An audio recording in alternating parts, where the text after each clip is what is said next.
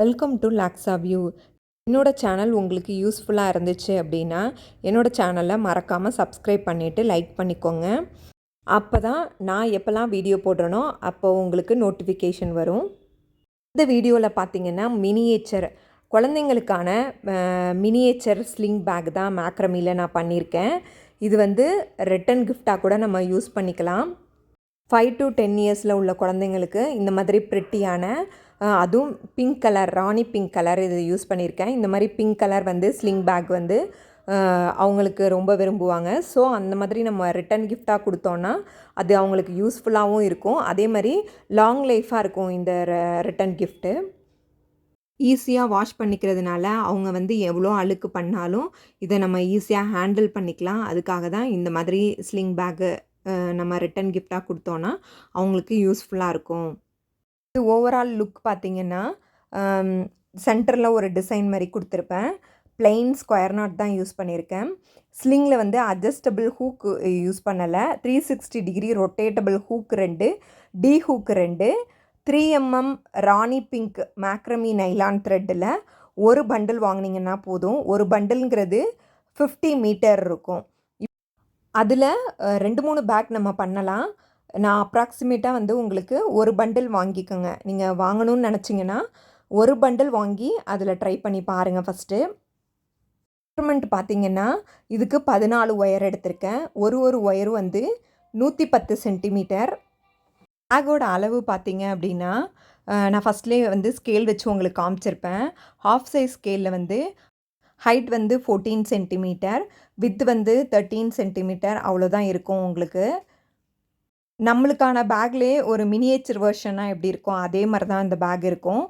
Handle பார்த்திங்கன்னா ரொம்ப சிம்பிளான டிசைன் தான். நம்ம ஜடை பின்னுவோம் இல்லையா, அதே டிசைன் தான் நான் போட்டிருப்பேன். நீங்கள் பார்த்திங்கன்னா தெரியும். இது வந்து பார்த்தோன்னே உங்களுக்கு எல்லாருமே நீங்கள் பண்ணிடலாம். இருந்தாலும் பிகினர்ஸ் புதுசாக கற்றுக்கணும்னு நினைக்கிறவங்க வந்து ஸ்டார்டிங்லேருந்து பார்த்தா தானே தெரியும் அப்படின்றதுக்காக தான் நான் இதுக்கும் டுட்டோரியல் வீடியோ அப்லோட் பண்ணியிருக்கேன். இது பார்த்திங்கன்னா பேசிக் ஸ்கொயர் நாட்டு. ஃபஸ்ட்டு இந்த மாதிரி 2 ஒயரை மிடில் வந்து ஈக்குவலாக வச்சு பண்ணுங்கள். அப்போ தான் லென்த் வந்து கரெக்டாக வரும். அதனால் 2 ஒயரை மிடில் வச்சு ஜாயின் பண்ணால் இந்த மாதிரி ஸ்கொயர் நாட் நம்ம போட்டுக்குவோம். இது வரைக்கும் ஸ்டார்டிங்லேருந்து பார்க்குறவங்களுக்கு இந்த ஸ்டெப் எல்லாமே தெரியும். சப்போஸ் என்னோடய வீடியோ வந்து புதுசாக பார்க்குறவங்களுக்காக தான் நான் ஃபஸ்ட்டு ஸ்டார்டிங்லேருந்தே எப்போதுமே போட்டுடுறது. தெரிஞ்சு நீங்கள் இந்த வீடியோவை ஸ்கிப் பண்ணிக்கோங்க. புதுசாக பார்க்குறவங்க இந்த வீடியோவை வந்து ஸ்டார்டிங்லேருந்து எண்டு வரைக்கும் பாருங்கள். அப்போ தான் உங்களுக்கு புரியும். இந்த மாதிரி ஒரு செட்டாக நம்ம ஸ்கொயர் நாட் போட்டு வச்சு அதே 2ஐயும் ஜாயின் பண்ணணும். ஒரு ஒயரை ஈக்குவலாக மடித்து அதோட மிடில் பார்ட்லேருந்து ஸ்டார்ட் பண்ணுங்கள். ஏன்னா நம்ம ஒரு அளவில் வச்சு நம்ம பண்ணோம் அப்படின்னா லென்த் வந்து கண்டினியூவாக மிஸ்மேட்ச் ஆகும். கண்டினியூஸாக 2க்கும் ஈக்குவலாக வரணும். அதுக்காக தான் நம்ம வந்து கரெக்டாக இந்த மாதிரி பின் வச்சு மார்க் பண்ணி பண்ணுறோம். 2 சைடுக்கும் பார்த்திங்கன்னா இந்த சைடு ஒரு 6 ஒயர், அந்த சைடு ஒரு 6 ஒயர். அதுக்கப்புறம் இந்த மாதிரி ஒரு ஸ்கொயர் நாட் செஞ்சுட்டு அதில் டி ஹூக்கை நம்ம ஜாயின் பண்ணணும். அது டுட்டோரியல் வீடியோவில் உங்களுக்கு எக்ஸ்பிளைன் பண்ணியிருப்பேன், பாருங்கள். மேக்ரமி கற்றுக்கணுன்னு நினைக்கிறவங்க இந்த மாதிரி குட்டி குட்டியான பேக்ஸ்லேருந்து கூட ஸ்டார்ட் பண்ணலாம். பெருசாக நம்ம ட்ரை பண்ணலைனாலும் இதிலேயே வந்து நம்ம நிறைய ரிட்டன் கிஃப்ட்ஸாக கொடுக்கலாம். இந்த மாதிரி பேக் பண்ணி இது அதுக்கப்புறம் வந்து பர்ஸ், இதிலே வந்து ஸ்லிங் பேக் இல்லாமல் பர்ஸ் கூட நம்ம பண்ணலாம். அந்த டுட்டோரியல் வீடியோஸும் என்னோடய சேனலில் அவைலபிளாக இருக்குது. செக் பண்ணி பார்த்துக்கோங்க. இதில் பாருங்கள் 6 ஸ்கொயர் நாட் நான் இப்போது ஜாயின் பண்ணியிருக்கேன். 7வது ஸ்கொயர் நாட்டில் ஸ்கொயர் நாட் போட்டதுக்கப்புறம் டி ஹூக்கு ஜாயின் பண்ணிக்கணும். அதுக்கப்புறம் அந்த சைடு 6 ஒயரு சேம் அதே மாதிரி ரைட் சைடுக்கு நம்ம வந்துட்டு டி ஹூக்கு ஜாயின் பண்ணிக்கணும். அவ்வளோதான். மற்றபடி வந்து சேம் ஸ்கொயர் நாட் தான். மிடில் கொஞ்சம் டிசைன் பேட்டர்ன் மாற்றி ட்ரை பண்ணலாம் அப்படின்றதுக்காக ஒன்றும் இல்லை, டிஃப்ரெண்ட்லாம் ஒன்றும் இல்லை. லைட்டாக வந்து ஸ்கொயர் நாட்டு ஃபஸ்ட்டு வந்து பக்கத்துலேருந்து நம்ம ஜாயின் பண்ணி இந்த பாருங்கள் இந்த மாதிரி எடுப்போம். ஆனால் அந்த டிசைனுக்கு ஒரு ஸ்கொயர் நாட் மேலேயே இன்னொரு ஸ்கொயர் நாட்டு அதை கண்டினியூ பண்ணி போட்டிருப்பேன். பக்கத்தில் உள்ள த்ரெட்டோடு எடுக்காமல் கண்டினியூ பண்ணி போட்டிருப்பேன். வீடியோஸை வந்து கண்டினியூஸாக பாருங்கள். எண்டு வரைக்கும் பார்த்தீங்கன்னா தான் உங்களுக்கு புரியும். எங்கெங்கெல்லாம் நான் எக்ஸ்பிளைன் பண்ணணுமோ அங்கெல்லாம் வந்து நான் எக்ஸ்பிளைன் பண்ணியிருக்கேன். அதனால் வீடியோவை எண்டு வரைக்கும் பாருங்கள். இடத்துல வந்து 6 ஸ்கொயர் நாட் போட்டு நம்ம கம்ப்ளீட் பண்ணி எல்லாத்தையும் ஜாயின் பண்ணிட்டோம். இந்த இடத்துல பாருங்கள், இந்த ஸ்கொயர் நாட்டோட இப்போது நம்ம வந்து டி ஹூக்கு ஜாயின் பண்ண போகிறோம். டி ஹூக்கு ஜாயின் பண்ணுறதுன்னு வீடியோவை பாருங்கள். இந்த இடத்துல வந்துட்டு இந்த 2 ஒயரை மட்டும்தான் நம்ம நாட் போட்டுப்போம் டி ஹூக்கோட. அதுவே வந்து ரொம்ப டைட்டாக இருக்கும்.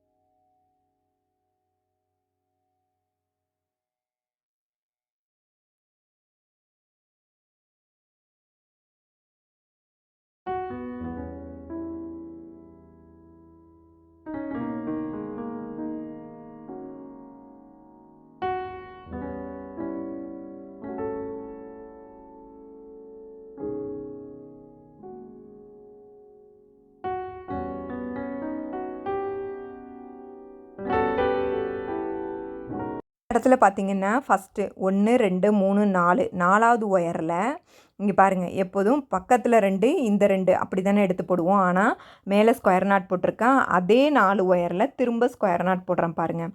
இப்போ தான் அந்த பேட்டர்ன் கொஞ்சம் மாறும் இந்த இடத்துல. இதுதான் நான் பண்ணியிருக்கேன். பெருசாக வேறு எதுவும் சேஞ்ச் பண்ணலை. ஸ்கொயர் நாட் போட்டிருக்கோம். அதே 4 ஒயரில் திரும்ப ஸ்கொயர் நாட் போட்டிங்கன்னா இந்த மாதிரி ஃபார்ம் ஆகும். இதே மாதிரி ஒரு 2 லைனுக்கு நான் பண்ணியிருப்பேன். அது சென்டரில் கொஞ்சம் வித்தியாசமாக தெரியும். இந்த இடத்துல மட்டும் கொஞ்சம் கவனித்து பார்த்தீங்கனாலே உங்களுக்கே கிளியராக தெரியும். ஒரு ஸ்கொயர் நாட் அதே 4 ஒயரை வச்சு இன்னொரு ஸ்கொயர் நாட் போட்டிருக்கேன், அவ்வளோதான்.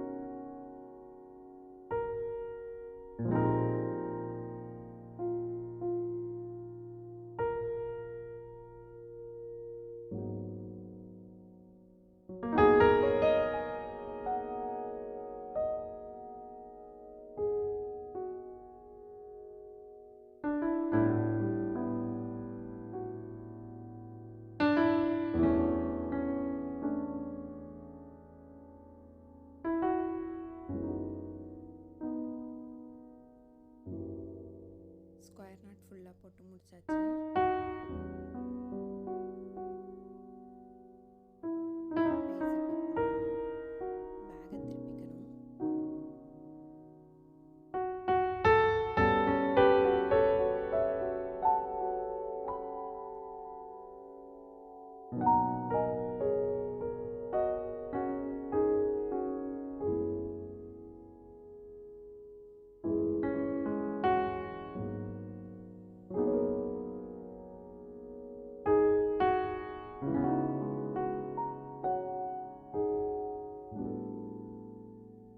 பேஸை திருப்பிக்கணும். எப்போதுமே பேக் வந்து வெளியில் போட்டுட்டோம் அப்படின்னா அதை அப்படியே உள்பக்கமாக திருப்பிட்டு பேஸ் போட்டுக்கணும். பேஸ் போட்டதுக்கப்புறம் அதை மறுபடியும் திருப்பி வெளிப்பக்கம் கொண்டு வந்துக்கணும்.